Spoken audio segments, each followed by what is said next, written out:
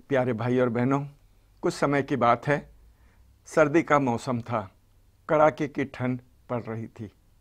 रात भर मंद गति से शीत लहर चल रही थी। इसी बीच रात के करीब 2 बजे एक पुरोहित के निवास पर फोन की घंटी बजी।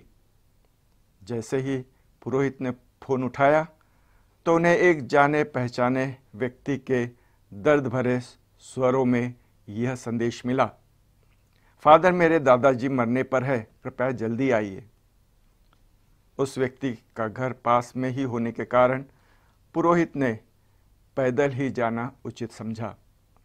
जैसे ही वह उस गली में प्रवेश करने लगे जहां उन्हें जाना था, अचानक एक व्यक्ति ने उनकी तरफ बंदूक तान कर कहा, अपना पर्स मुझे दे दो। पुरोहित ने बताया कि उनका पर्स उनकी कोट की जेब में है। कोट का बटन खोलते ही उस व्यक्ति को पुरोहित का जो कॉलर है वह दिखाई दिया और वह चकित हो गया और बोला, ओह, मुझे नहीं मालूम था कि आप एक पुरोहित है। मुझे माफ़ कर दीजिए फादर, मुझे आपके पैसे नहीं चाहिए। राहत की सांस लेते हुए पुरोहित ने उसे एक सिगरेट दी, परंतु उसने इनकार करते हुए कहा, जी नहीं फादर, मैं सिगरेट 40 के दौरान नहीं पीता। उस व्यक्ति का व्यवहार फरीसियों के व्यवहार से भिन्न नहीं था। 40 के दौरान उस व्यक्ति ने धूम्रपान करना तो छोड़ दिया था, परंतु लूटने का कार्य हमेशा की तरह उसने जारी रखा। हम में से भी कई ऐसे हैं जो 40 के नियम का पालन करते हैं, किंतु अपने अंदर कोई परिवर्तन लाना पसंद नहीं करते। 40 के नियम के पालन से उसके जीवन पर कोई प्रभाव नहीं पड़ा। फरीसी लोग हर छोटे से छोटे नियमों का पालन करते थे, लेकिन महत्वपूर्ण आज्ञाओं को अनदेखा कर देते थे।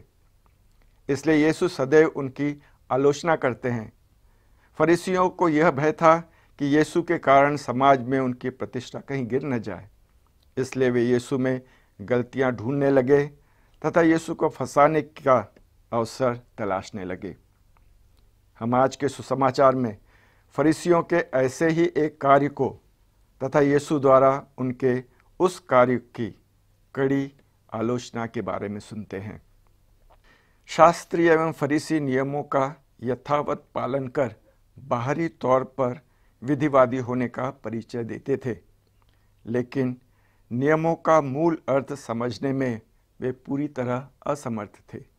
उन्हें अपनी मानवीय परंपराओं तथा नियमों के कठोर पालन पर गर्व था। वे खाने के पूर्व हाथों की विधिपूर्वक सफाई जैसी बातों पर विशेष ध्यान दिया करते थे। यीशु के कुछ शिष्यों द्वारा इस पारंपरिक नियमों को तोड़ने पर फरीसियों ने ईसा की आलोचना करते हुए उनसे पूछा, आपके शिष्य पुरखों की परंपरा के अनुसार क्यों नहीं चलते? वे क्यों अशुद्ध हाथों से रोटी खाते हैं? यीशु इस अवसर का लाभ उठाते हुए उनकी पाखंडता का अनावरण करते हैं तथा उन्हें आज्ञाओं का सही अर्थ समझाने का प्रयास करते हैं। यीशु फरीसियों के मनोभावों की तुलना नबी ईसाया के इन वचनों से करते हुए कहते हैं, ये लोग केवल शब्दों द्वारा मेरे पास आते हैं, इनके होठ मेरी महिमा करते हैं, किंतु इनका हृदय मुझसे दूर है। यीशु ने उन्हें ढोंगी कहा, क्योंकि उन्होंने नियमों और परंपराओं का पालन अपने स्वार्थी उद्देश्यों तथा स्वयं की प्रशंसा हेतु किया। उन्होंने नियमों का पालन ईश्वर को खुश करने के लिए नहीं, बल्कि दूसरों को दिखाने तथा उनसे प्रशंसा पाने के लिए किया। इस कारण उन्होंने नियम के मूल तत्व अर्थात ईश्वरीय प्रेम तथा पड़ोसी प्रेम पर ध्यान नहीं दिया। जो मनुष्य नियमों और धर्म विधियों का बाहरी तौर पर पालन करना अपना धर्म समझता है, तो वह पाखंडी है। एक बार एक व्यक्ति अपने दुश्मन को मारने के लिए हाथ में कटार लिए जा रहा था। जैसे ही उसने नमाज का अजान सुना, वह तुरंत रुक गया। उसने अपना अंगोछा बिछाकर घुटने टेके और शीघ्र ही नमाज पढ़ने लगा। तत्पश्चात वह उठकर शत्रु को फिर से मारने चल दिया। उसकी यह नमाज सिर्फ धर्म विधि की पूर्ति तथा बाहरी दिखावा मात्र थी। हमें धर्म को बाहरी दिखावे, जिसे हम धार्मिक कार्य कहते हैं, के समतुल्य नहीं समझना चाहिए। सिर्फ गिरजाघर जाना, प्रतिदिन बाइबल पढ़ना, दान देना, यहाँ तक कि समय समय पर प्रार्थना करना ही एक मनुष्य को अच्छा व्यक्ति नहीं बनाता। अब हमारे सामने मुख्य प्रश्न यह है कि ईश्वर और पड़ोसी के प्रति हमारा व्यवहार कैसा है। यदि हमारे हृदय में शत्रुता, कटुता, घमंड, मनमुटाव ये सब भरे हैं, तो हमारा कोई भी धार्मिक कार्य हमें ईश्वर को स्वीकार होने में मदद नहीं करेगा।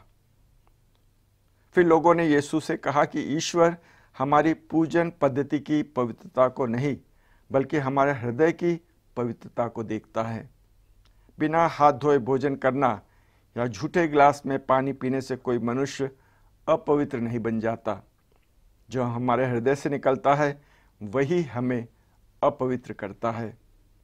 धार्मिक मतानुसार कोई भी चीज़ पवित्र या अपवित्र नहीं हो सकती तथा यह मनुष्य को अशुद्ध भी नहीं कर सकती।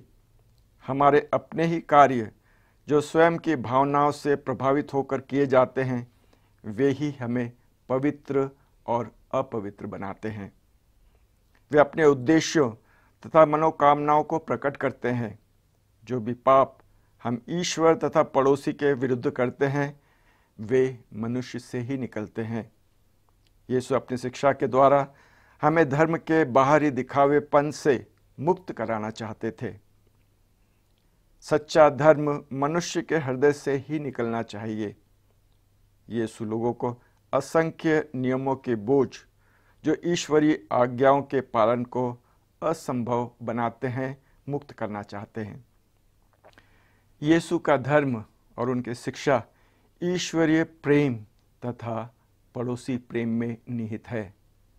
धर्म का प्रकटन हमारे कार्यों द्वारा होना चाहिए, क्योंकि ज़रूरतमंदों को प्यार और सहायता देना ही क्रिस्तीय धर्म का केंद्र बिंदु है।